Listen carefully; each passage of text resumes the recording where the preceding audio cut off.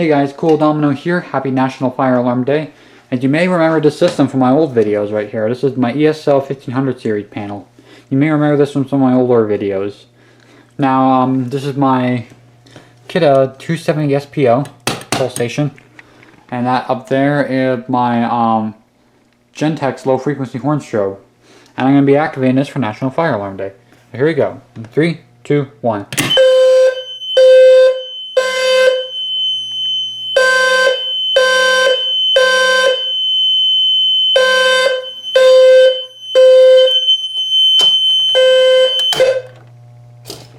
There we go. System's been silenced. Now I'm going to go ahead and reset the pulsation. Okay, if I can get it open.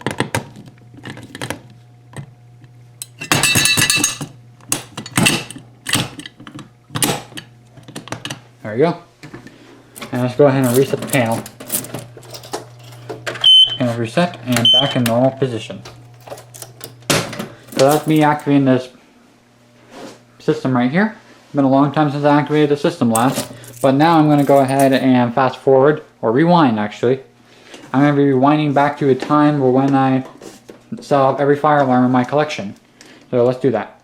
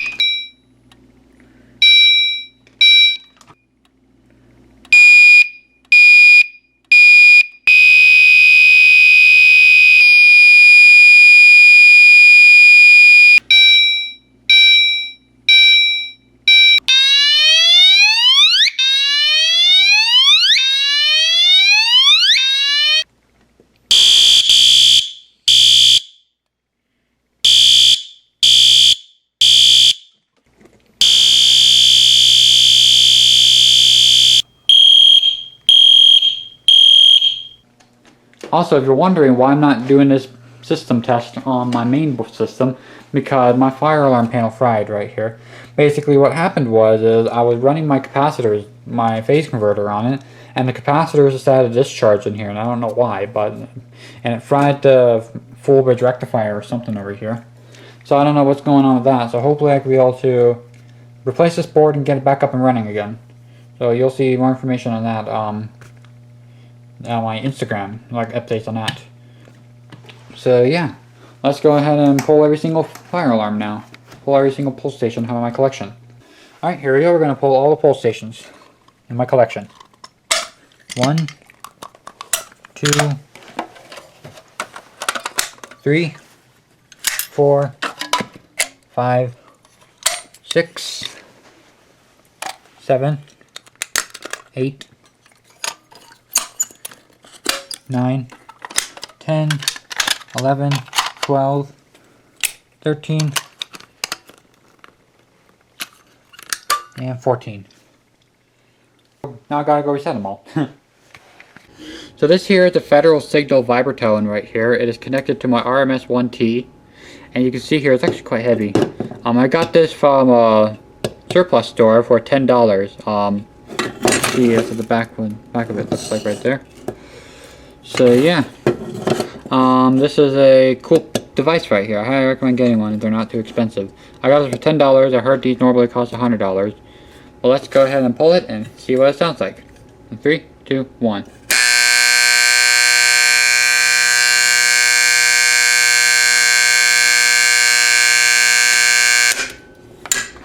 As you can see, it has a really nice sound.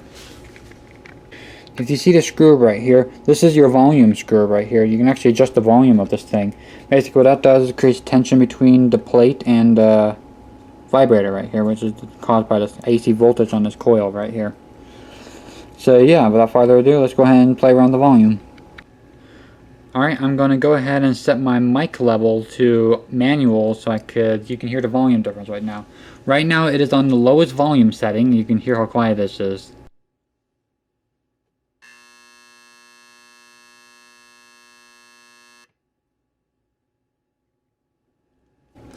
And this here is the loud setting. Let me just adjust my mic and we'll set it off.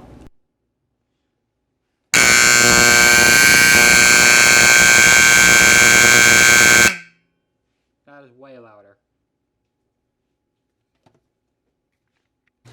And that's about it for this video. Please like, comment, and subscribe, and I'll see you in the next video.